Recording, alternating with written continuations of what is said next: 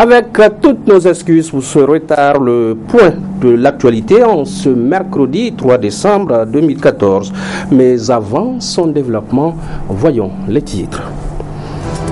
Première réunion hier mardi 2 décembre du comité interministériel de lutte contre la maladie à virus Ebola. À l'ordre du jour, les objectifs de la mission à lui assigner et l'état de préparation de la lutte contre Ebola au Niger. L'indice de perception de la corruption 2014 et on y apprend que le Niger occupe la 103e place sur 175. Que déduire de cette lutte contre cette maladie? Harriata Salah nous rendra compte dans ce journal.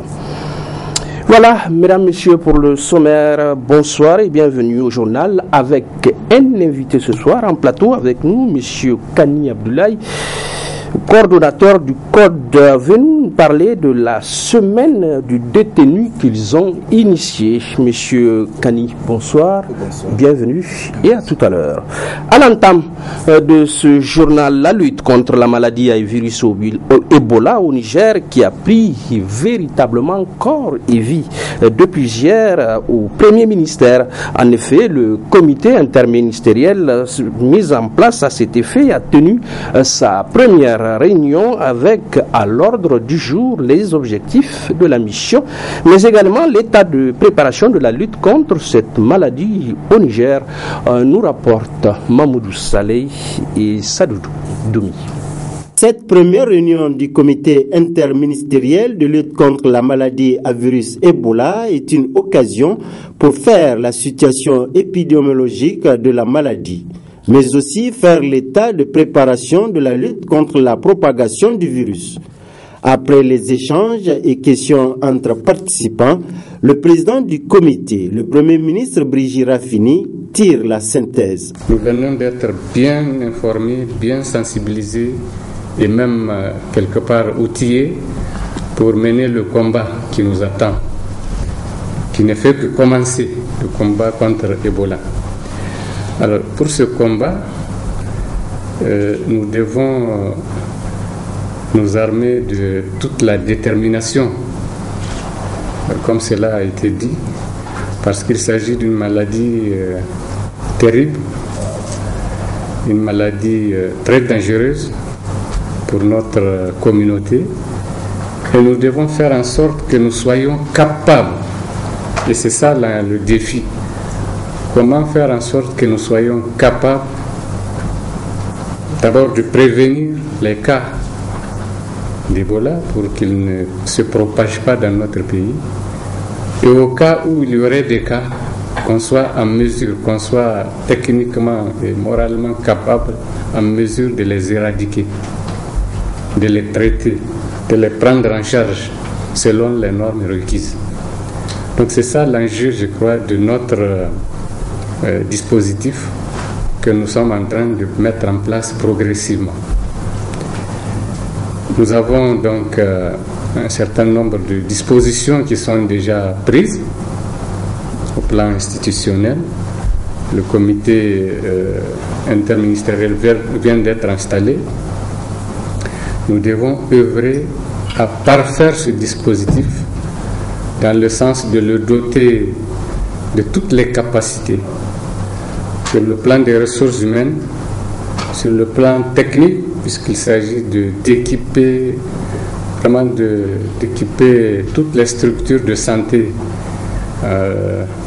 sur le plan technique. Le comité interministériel de lutte contre la maladie à virus Ebola collabore étroitement avec les organismes multisectoriels de coordination dans les domaines connexes. Le comité se réunit une fois tous les 15 jours. À l'Africa Hall, ce matin, l'association nigérienne de lutte contre la corruption, section de Transparency International, a d'abord rendu public l'indice de perception de la corruption 2014, puis a procédé au lancement du film documentaire Portrait d'Afrique, voix contre la corruption. Et on y apprend, entre autres, que le Niger se classe 103e sur 175 à propos de l'indice. Que comprend prendre de ce rang, Harriata Sallah et Halidou Bourema nous apportent ces quelques éléments d'appréciation. Nous les écoutons. Ce jour 3 décembre 2014, Transparency International publie pour la 20e année consécutive son indice de perception de la corruption. Au Niger, c'est cette cérémonie qui marque le lancement de cet indice de perception de la corruption 2014. Indice dans lequel le Niger a occupé la 103e place sur les 175 pays classés. L'indice de perception de corruption IPC est un indice composite, une combinaison de sondages tirés des données liées à la corruption provenant d'enquêtes. L'IPC traduit des gens venant du monde entier. L'indice est sur des résultats de 12 enquêtes et études réalisées auprès d'experts et d'aide menées par différentes institutions indépendantes et reconnues.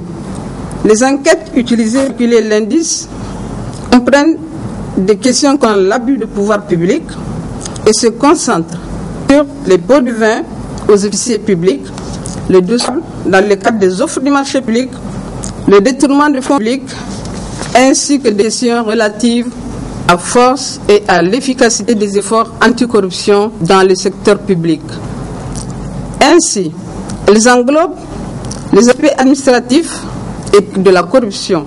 Cette année, ce que nous attendons tous, le Niger est classé 10e sur les 175 pays à 106 sur 177 dernières, avec les notes respectives de 30% en 2014 et 33% en 2013.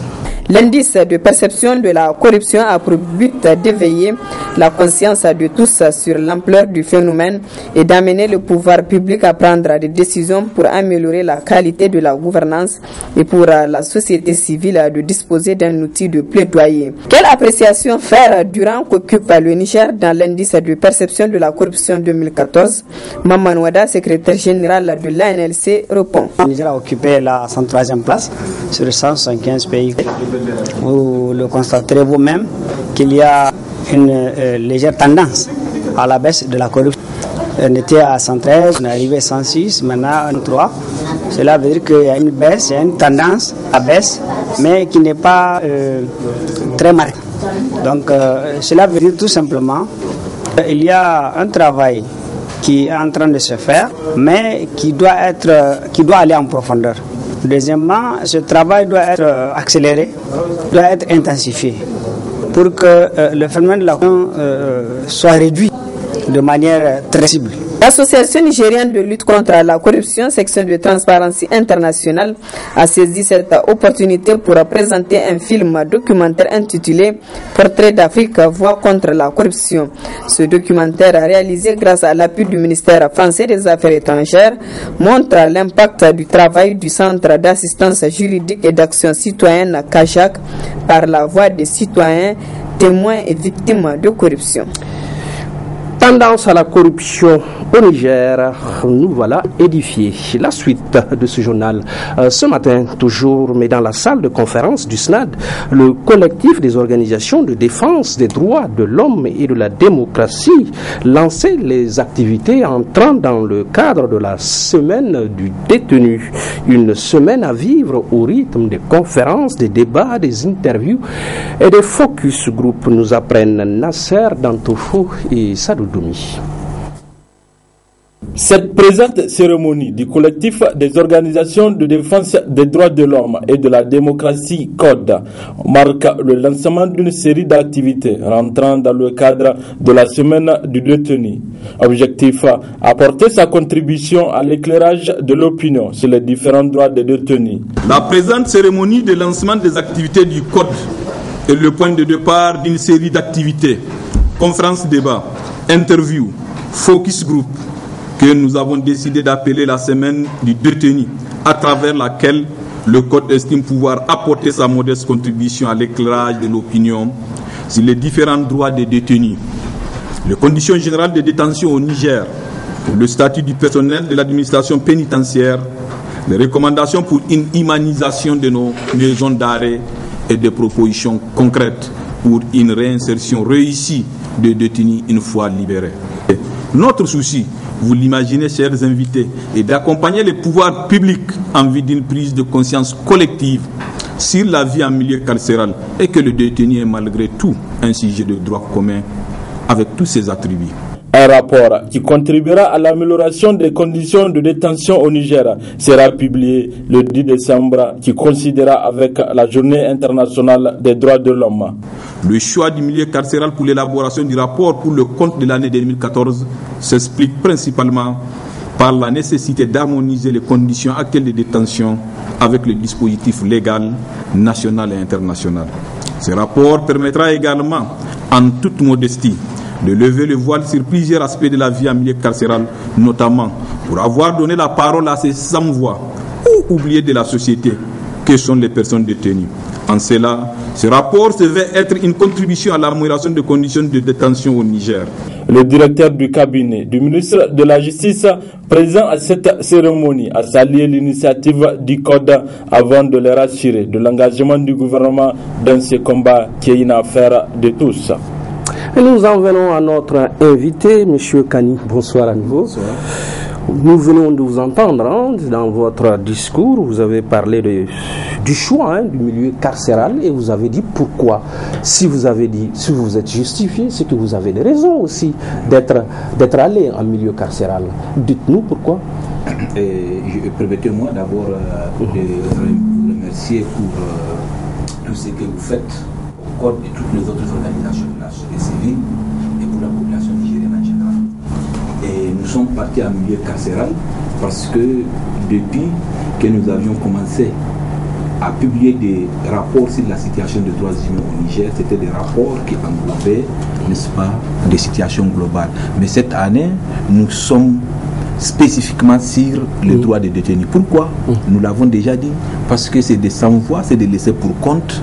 Et quand quelqu'un est en prison et détenu, on pense qu'il n'a pas de droit.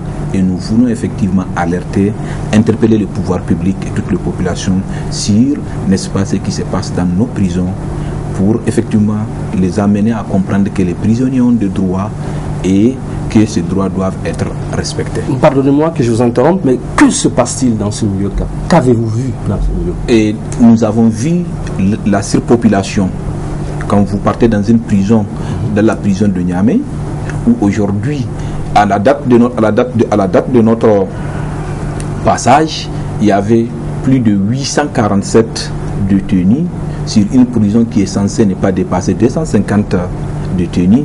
Vous en convenez avec moi qu'il y a la surpopulation. Tout à fait. De l'autre côté, nous avons rencontré par exemple toujours à la maison d'arrêt de Niamey un jeune qui avait passé 9 ans de détention préventive dit à la lenteur judiciaire. C'est dire à ce niveau aussi que les moyens, que ce soit les moyens humains et les moyens matériels manquent. Parce que sinon, comment comprendre que quelqu'un puisse passer 9 ans de détention préventive? Donc c'est tous ces mots que nous avons pu observer dans ces prisons, et c'est à ces mots que nous tentons avec le pouvoir public d'apporter, n'est-ce pas, des correctifs. Oui, vous avez parlé de la surpopulation de ces milieux carcéraux. En surpopulation, on voit tout de suite le problème de sécurité, de santé, d'alimentation. Parlez-nous-en. Oui, effectivement, c'est surtout le problème de santé, problème d'alimentation. Qui dit problème de santé, lorsque même nous qui sommes libres, nous avons souvent des problèmes. Lorsque nous partons dans nos hôpitaux, ici dans nos centres de santé, les plateaux n'est pas aussi garnis pour nous prendre, pour, n'est-ce pas, nous soigner à plus forte raison dans les maisons d'arrêt. Quand vous partez à la maison d'arrêt de Niamey aujourd'hui, vous allez vous rendre compte qu'effectivement, il n'y a même pas une ambulance pour pouvoir transporter, par exemple, d'urgence un détenu qui est malade. Au niveau de l'alimentation, vous allez remarquer que depuis toujours, c'est 300 francs. 300 francs qu'un détenu est budgétisé. 300 francs par jour, vous voulez dire? Par jour. Alors que vous convenez avec moi que nous-mêmes qui sommes libres de nos mouvements, qui peuvent aller grignoter quelque part, je l'ai dit, 300 francs ne peuvent pas. Tout au long de la journée, oui. Et donc 300 francs ne peuvent pas, effectivement. De l'autre côté, problème de sécurité. Quand vous regardez, par exemple, toujours parce que nous avons fait la carte postale de la prison civile de Niamey. La dernière fouille, par exemple, remontée en 2011, ce qui a permis effectivement, par exemple, l'introduction des armes et qui a permis, vous vous souvenez de ce qui s'est passé à la maison d'arrêt de Niamey où il y a eu l'évasion de M. Chavani, ce grand bandit qui a pu effectivement échapper et malheureusement il y a même eu mort d'homme. Donc c'est tous ces problèmes effectivement, c'est pour ces problèmes que nous essayons effectivement de faire retracer à travers cette fuite justement, cette fuite justement de Chavani vous a-t-elle servi de leçon? Qu'est-ce qu'elle a généré à votre niveau de demande ou d'exigence au niveau de ces milieux carcéraux? Effectivement, je l'ai dit, si nous sommes intéressés cette année de manière spécifique aux droits humains en milieu carcéral, c'est effectivement parce qu'il y a eu tous ces actes qui ont été posés, qui a interpellé notre conscience au niveau du collectif des organisations de défense des droits de l'homme et de la démocratie pour effectivement essayer d'attirer l'attention du pouvoir public sur non seulement la sécurité et la prise en charge de détenus, parce que les détenus, avant tout, nous l'avons dit, c'est aussi un sujet de droit. Donc, Monsieur Kani, si je vous suis, on a comme l'impression que les états généraux de la justice qui se sont tenus, le gouvernement a pris des engagements à la fin de ses travaux. Ça veut dire que ces engagements n'ont pas été respectés ou quoi, si ce mal-être continue de persister dans nos milieux carcéraux? Et des choses ont été faites parce que au sortir effectivement des états généraux, il y a eu le comité de suivi des travaux des états généraux, il y a eu un plan d'action qui a suivi, et dans ce plan d'action effectivement il y a beaucoup de choses qui seront prises en charge. Par exemple, vous regardez dans notre rapport, c'est une exigence que les prisons du Niger soient des prisons, n'est-ce pas, que toutes les prisons qui seront construites soient des prisons qui respecteront les normes standards internationales. Et aujourd'hui, quand vous regardez dans le plan d'action, le Niger, à travers le ministère de la Justice, a pris en compte tous ces domaines. Des normes standards, vous pensez que la future prison civile de Niamey en aura? Effectivement, parce que vous avez vu la maquette? J'ai pas vu la maquette, mais nous avions participé aux travaux de validation du plan d'action, et au vu de ce qui a été présenté et de tout ce que nous avions pu voir, je ne confirme pas, nous pensons que cette prison sera effectivement aux normes internationales. Aux normes internationales. Avant de nous séparer, M. Kani, les droits de l'homme au Niger dans une échelle beaucoup plus grande, des perspectives, vous en avez? Nous en avons des projets? Oui, nous en avons beaucoup, parce que quand vous regardez dans nos pays, on s'intéresse plus aux droits politiques civils, aux droits politiques et civils, parce que tout le monde veut être maire ou conseiller ou député ou président. Mais les droits les plus qui sont bafoués dans nos États, c'est surtout les droits économiques, sociaux et culturels.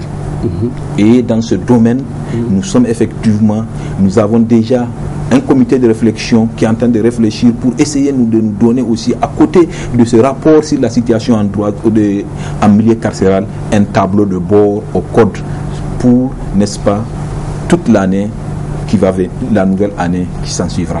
Oui, simple curiosité, permettez que je vous pose une dernière question.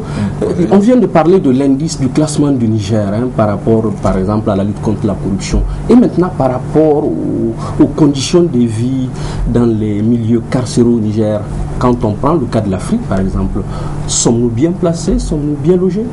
Non. Ou non? Je me méfie de dire que nous sommes bien logés, nous sommes mal lotis. Très mal lotis. Oui, parce que effectivement, comme il l'a dit, j'ai suivi aussi l'indice. C'est vrai qu'on dit qu'au Niger, ça a régressé. Mais dans les faits, on ne le voit pas, on ne le constate pas, parce que chaque matin, les gens en parlent. Si on ne parle pas des députés corrompus, on parlera des grands fonctionnaires corrompus. Maintenant, ce n'est même pas les petits pour faire les petits choix, c'est le citoyen lambda pour faire la carte, pour aller se procurer des cartes ou des actes de naissance. Aujourd'hui, on parle des députés, des grands commis d'État. Donc, je me demande... Monsieur Kani, merci d'être venu. Merci pour cette brillante analyse. Revenez quand vous voulez ici, parce que nous sommes très attachés aux droits humains à la Mali. Merci et revenez quand vous les dites. Ailleurs, la suite de ce journal, donc ailleurs et dans le même esprit, le Haut Commissariat aux réfugiés poursuit sa campagne de 16 jours d'activisme contre les violences faites aux femmes. Cette campagne couplée aujourd'hui à la célébration de la journée internationale des personnes handicapées a fait escale au quartier Kwarakano de Niamey pour rencontrer les réfugiés urbains maliens. Adam Soumana et Aboubakar Souley pour les détails.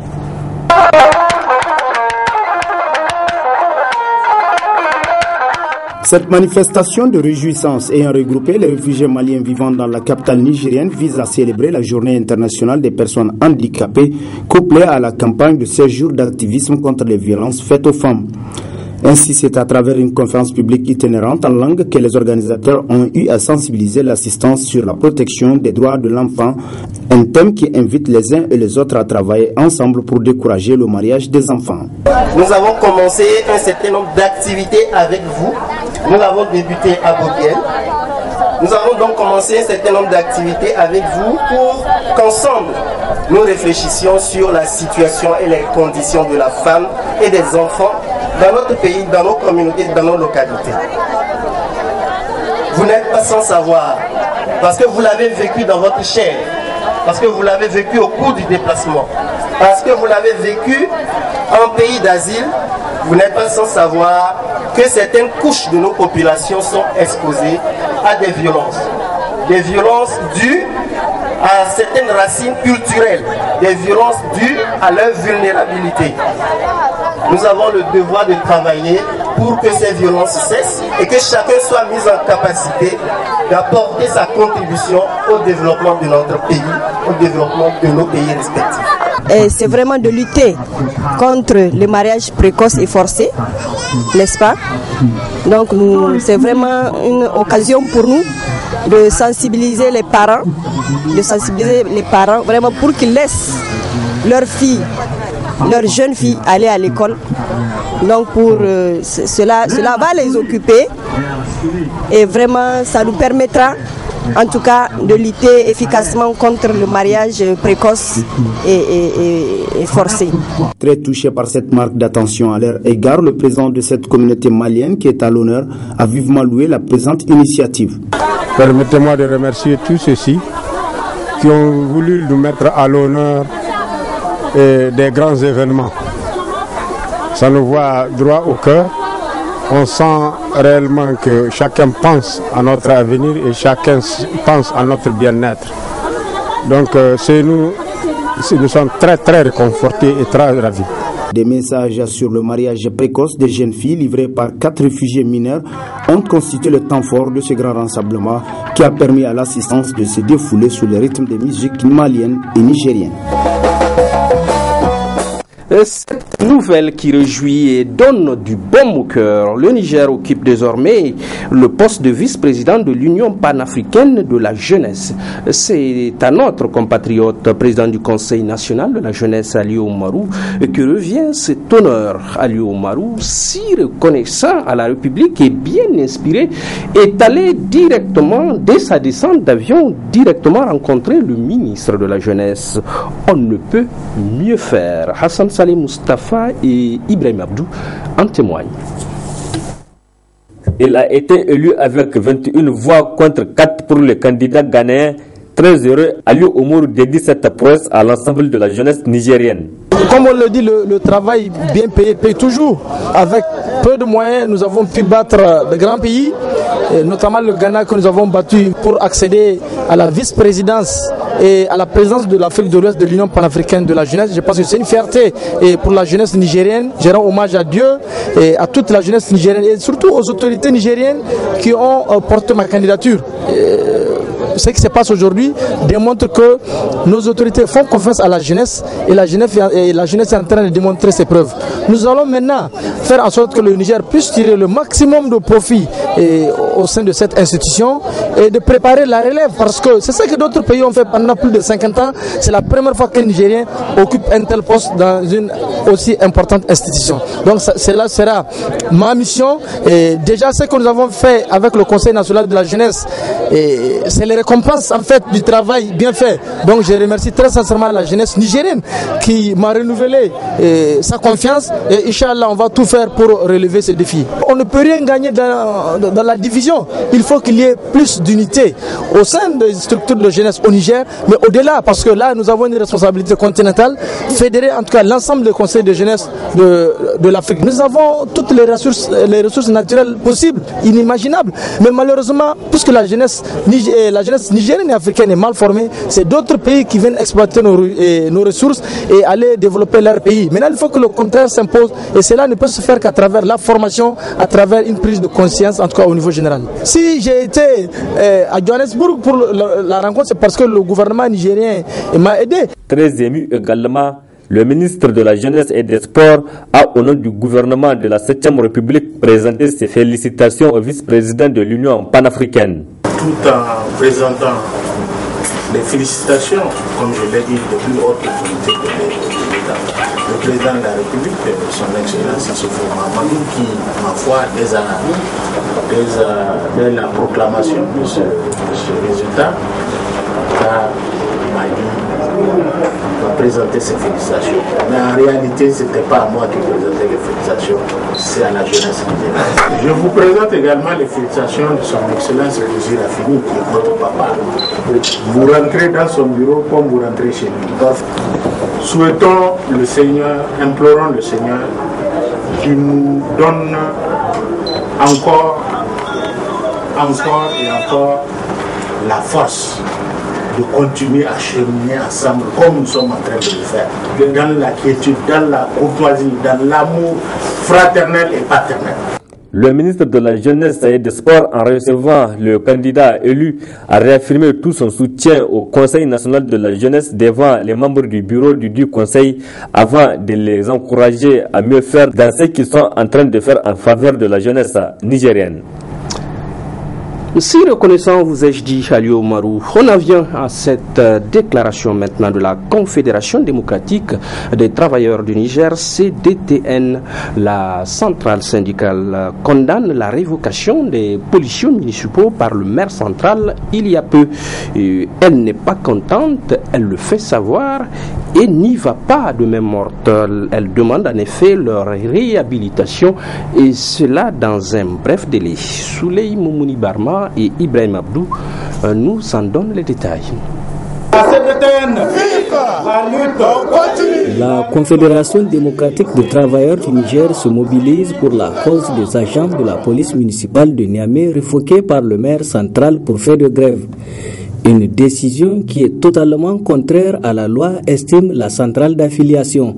Le bureau exécutif national de la CDTN, profondément attaché au respect des libertés syndicales telles que garanties par les conventions internationales, librement ratifiées par le Niger, la Constitution de la République et les différentes lois et réglementations en vigueur, constate que les deux arrêtés de révocation de 220 agents de la police municipale de Niamey, pris par le maire président du conseil de ville, sont en violation flagrante des textes et des lois de la République.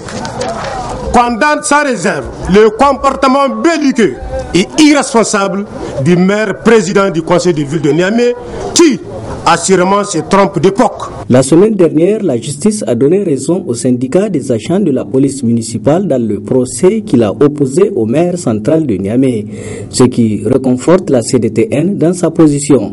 Exige sans délai la réintégration définitive, complète et totale de 220 agents de la police municipale injustement révoqués par un président de ville en panne de leadership et d'assises populaires.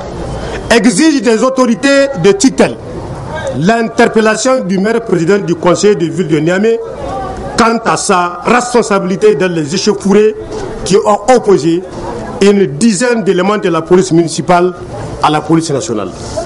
Met en garde le maire président du conseil de ville de Niamey sur son indisponibilité au dialogue avec les partenaires.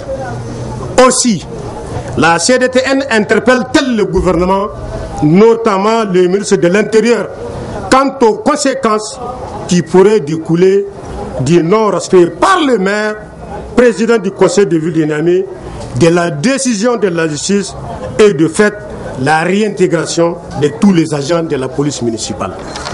En tout état de cause, la CDTN entend user de tous les moyens légaux pour faire aboutir la réintégration des 220 agents de la police municipale révoqués illégalement. La CDTN entend user de tous les moyens légaux pour obtenir la réhabilitation de tous les militants du SIAPOM licenciés sans vouloir par le maire de la ville de Niamey. Au chapitre politique de ce journal, le bureau politique national du Parti pour la justice et le développement, PJD Hakika, donne de la voix, une déclaration et une prise de position sans embâche par rapport à la situation sociopolitique du Niger. Nasser Dantofo et Sadoudoumi nous en donnent les détails. Cette sortie médiatique du bureau politique national du Parti pour la justice et le développement PJD Hakika vise à examiner l'évolution de la situation sociopolitique du pays. Aujourd'hui, la gravité de la situation sociopolitique du Niger est telle que ce régime qui a déjà conduit le pays au chaos social, économique et politique affiche ouvertement son manque de respect pour la justice, manifeste des velléités de manipulation et d'instrumentalisation de l'appareil judiciaire, pose des actes de nature à menacer la paix sociale et la coexistence pacifique entre les populations et expose le pays à l'insécurité du fait d'une politique hasardeuse et aventureuse. Les Nigériens doivent comprendre que la gouvernance actuelle est une catastrophe et la combattre comme telle, car ce n'est un secret pour personne que toutes les affaires de l'État sont centrées autour des humeurs et des intérêts d'une seule personne qui, au nom de son calcul politicien, instrumentalise ou met carrément de côté les institutions de la République crédibles qui sont censées fluidifier et huiler le jeu démocratique. Il n'y a rien de tangible dans le bilan de ce régime en perdition que des réactionnaires ou les opportunistes puissent agiter pour le défendre, si ce n'est quelques arguments fallacieux pour escroquer et duper les Nigériens. L'échec est parlant, si bien que même les prétendues réalisations sont maintenant clairement comprises des Nigériens comme n'étant que des éléments à caractère propagandiste. Mais en réalité, personne ne peut raisonnablement défendre l'indéfendable. Le PJD Hakika estime que les organisations syndicales sont affaiblies par des manœuvres diverses et la population laissée à elle-même. Certaines organisations syndicales affaiblies par des manœuvres diverses orchestrées par le régime, dont l'achat de conscience, leur clientélisme et leur division interne se trouvent dans l'incapacité de défendre les intérêts vitaux de leurs adhérents. 2. Les populations sont laissées à elles-mêmes face à la cherté de la vie et aux problèmes d'éducation de leurs enfants, de soins de santé et d'alimentation. 3. La morale sociale est polluée et corrompue par les mauvaises pratiques des gouvernants qui n'ont d'autres exemples à offrir à la population et aux plus jeunes, en particulier en dehors des querelles politiques, le vol et le pillage des biens publics. En effet, au Niger, loin de châtier les voleurs et de les mettre au ban de la société, on fait plutôt leur promotion et on leur chante des louanges. 4.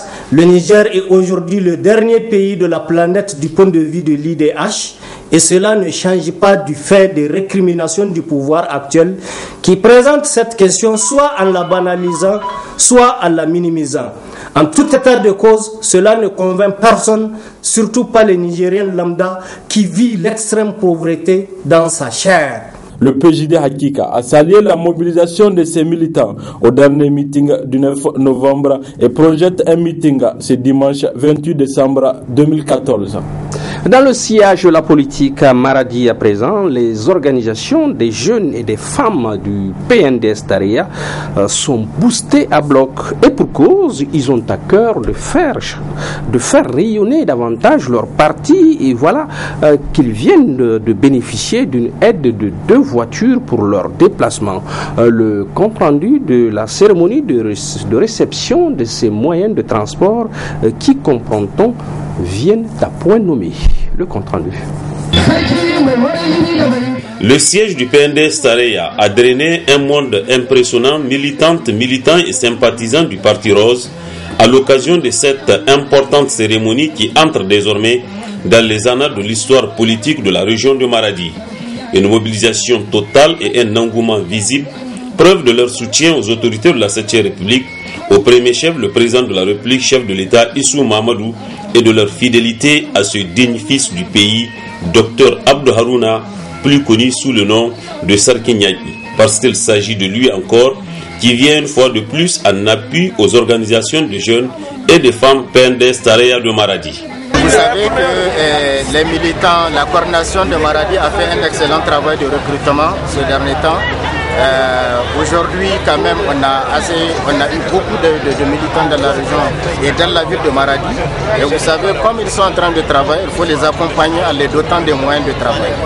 Le constat est édifiant à plus d'un titre car les populations ont exprimé leur satisfaction et leur remerciement aux généreux donateurs pour dire qu'au-delà, ces militants en particulier, ces populations en général, sont reconnaissantes aux autorités de la 7e République et ce pour dire si besoin est, le gouvernement sous la conduite du Premier ministre Birji Rafini œuvre effectivement pour le développement du Niger. C'est pourquoi des mécènes comme Dr Abdou Harouna, le Sarki Nyaki de Kazena, appuient toutes les actions de ce gouvernement. C'est ainsi que pour le conseiller du président de la République Sani Idi Magaji, ce genre d'actions à l'endroit de la jeunesse et des femmes sont à saluer et à encourager. Il avait offert un véhicule 4 à la communauté urbaine et maintenant aussi la jeunesse de la communauté urbaine et l'organisation de la communauté urbaine ont reçu respectivement chacun. Je crois que ça c'est un geste et vraiment qu'on doit remercier et féliciter parce que déjà 3 véhicules pour la seule coordination de la communauté urbaine, je crois que c'est suffisant pour une mobilisation de taille.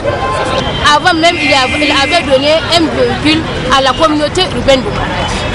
Il a même fait un mur au niveau de l'école Neuve Mix. Au niveau du quartier Mazar Jika, il a donné une aide alimentaire et de l'argent à cette population. Donc, tout celui qui vient vers lui, vraiment, ce qu'il peut lui faire, il peut le faire. On le remercie beaucoup. Il a envoyé beaucoup de nos camarades en pèlerinage à la Mecque.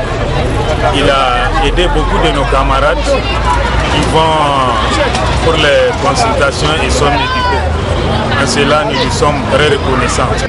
C'est dire que Dr Abdou Harouna, Sarki Nyaki au palais du sultan de Katina, membre du comité exécutif national, vice-président de la coordination section de Maradi, a en effet opté en bon patriote de s'inscrire dans la logique du programme de renaissance du Niger, prôné par le président de la République, chef de l'État Issou Mahamadou, dont le but fondamental reste et demeure l'amélioration des conditions de vie des populations nigériennes. Au terme de son intervention, Dr Abdou Harouna a demandé aux bénéficiaires d'entretenir ces véhicules, de prier Allah le Tout-Puissant afin qu'il guide nos dirigeants et que la paix et la miséricorde descendent sur le Niger. À l'issue de cette cérémonie, les organisations des femmes et de jeunes Tareya ont saisi cette opportunité pour lui décerner des témoignages de satisfaction.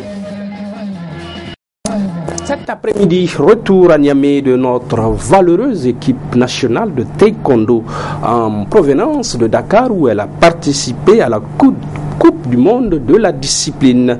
Malgré son état d'impréparation à son départ de Niamey, elle a réussi à tenir la dragée haute à ses adversaires et nous couvre aujourd'hui d'honneur. Les détails. 10 médailles, dont 3 or, 2 argent et 5 bronzes. 3e au classement général et première à monsieur. C'est le résultat de l'équipe nationale du Niger de taekwondo à la Coupe du monde qui s'était tenue à Dakar au Sénégal du 28 au 29 novembre dernier. Le Niger a émerveillé parce qu'on nous attendait le petit poussé. On nous attendait, bon, on va venir, on va nous ratatiner, on va partir. Non, malheureusement, ils se sont rendus compte trop tard. Le temps qu'ils comprennent, le Niger était partout en finale. Plus ou moins, on était sur presque 3 finales à la Coupe. Et le temps qu'ils comprennent, le temps que la France, le Sénégal, pays autres, le temps qu'ils comprennent, le Niger s'est retrouvé à cette place. Donc je vous dis que franchement, nos combattants que vous voyez, ils sont à féliciter. Sans moyens, je précise, sans moyens, Parce que quand on dit il y a quelque chose, ça veut dire qu'il n'y a rien. Nous sommes partis avec rien. Même le manger, on s'est débrouillé pour pouvoir faire manger et loger nos combattants. Ceux qui n'est pas à l'honneur de ces pays, qui se tardent d'être à l'avant pour aider la jeunesse. Moi, je m'en vais ici dire à M. Mohamed Issou, président de la République, son engagement envers la jeunesse, il est où? Parce que nous sommes des jeunes, nous sommes en train de sortir le nom de ce pays. Nous voudrions que même si au bas niveau, les gens ne se retrouvent pas ou bien les gens ne se reconnaissent pas, que lui au moins et son premier ministre puissent accepter que ces jeunes-là sont en train de faire quelque chose pour ce pays. Et que quelque part, un petit clin d'œil, nos jeunes-là n'ont besoin pratiquement de rien. C'est juste un petit clin d'œil, un petit soutien qui n'est pas... En tout cas, pas ce qu'on donne au football. Je vous dis, sans attaquer le football, tout en le respectant et en disant que c'est un sport qui a aussi sa place. Si on nous donne le 1 centième de ce qu'on donne au football, ce jeune homme-là, il sera médaille olympique. Dès qu'on nous met dans le peu de conditions que regardez, sans conditions, sans moyens, nous sommes en train de faire quelque chose. Mais dites-vous bien que si on nous met des moyens, des choses vont sortir. Et ce sera à l'honneur du pays, parce que c'est l'hymne national du Niger qui va retentir, qui retentit quand les enfants là font des étincelles. Malgré les conditions dans lesquelles les taekwondoïs nigériens ont participé à cette Coupe du Monde, les résultats sont palpables et les athlètes et leurs encadreurs sont à féliciter car ils ont vaillamment défendu les couleurs nationales. 1000 fois bravo. Enfin, l'orchestre Batouberi se prépare activement et invite chacun de nous à se rendre à son concert géant, et c'est peu que de le dire, demain, jeudi 4 décembre. À l'occasion, le chef d'orchestre et son staff ont animé un point de presse pour expliquer leur motivation à travers cette démarche. Nous les écoutons.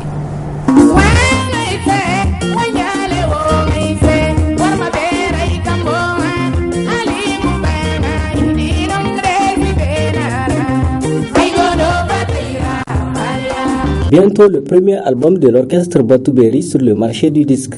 C'est dans cette perspective que Ali Maliki et ses collègues organisent un grand concert ce jeudi 4 décembre à la MJC Jadot Sékou avec le soutien des artistes de la place. Cela fait plus de 3 ans que nous sommes en train de chercher à boucler un album qui pour d'autres c'est une question de 3 mois ou 6 mois maximum. Et voilà, par manque de moyens, et nous voilà plus de 3 ans, nous n'arrivons pas à finir l'album. Bien sûr, nous avons fini l'enregistrement, proprement dit, en studio. Mais après l'enregistrement, vous savez, il y a d'autres tâches qui sont là, un peu, d'ailleurs, plus difficiles. Vous savez, même pour les clips, il y a des accoutrements à faire, il y a beaucoup de choses. Il y a beaucoup de choses qui demandent énormément d'argent. Très souvent, les gens me disent, mais il faut aller voir les bonnes volontés. Et en tapant les portes, des fois, on n'arrive pas à boucler. Donc c'est pour cette raison qu'on s'est dit, il faut organiser un concert avec la participation d'autres musiciens de la place. Pour la promotion de la culture nigérienne, il incombe donc à tous les Niaméens de faire le déplacement de la MJC ce jeudi 4 décembre pour soutenir cette jeune formation musicale dont les œuvres reflètent la réalité du pays. Nous chantons sur l'unité nationale, sur la paix, un peu sur l'amour du prochain, c'est tout. Et également, nous puisons un peu dans le patrimoine culturel national.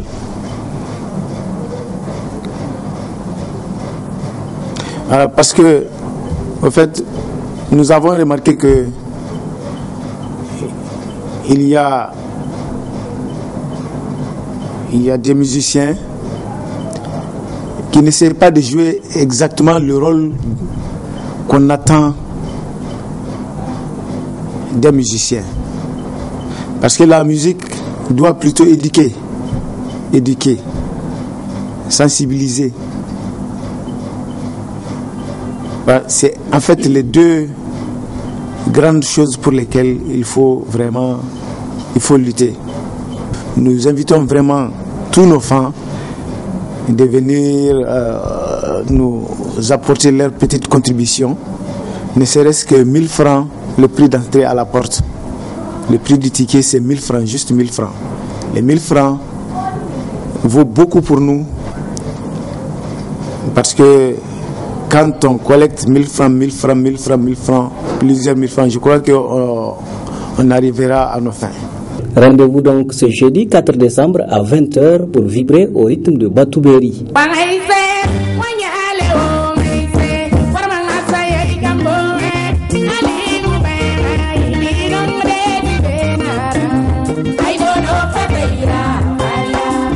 Musique de joie et de colère, ainsi va ce monde. Merci de nous suivre et excellente fin de soirée sur la télévision d'Abali. Au revoir.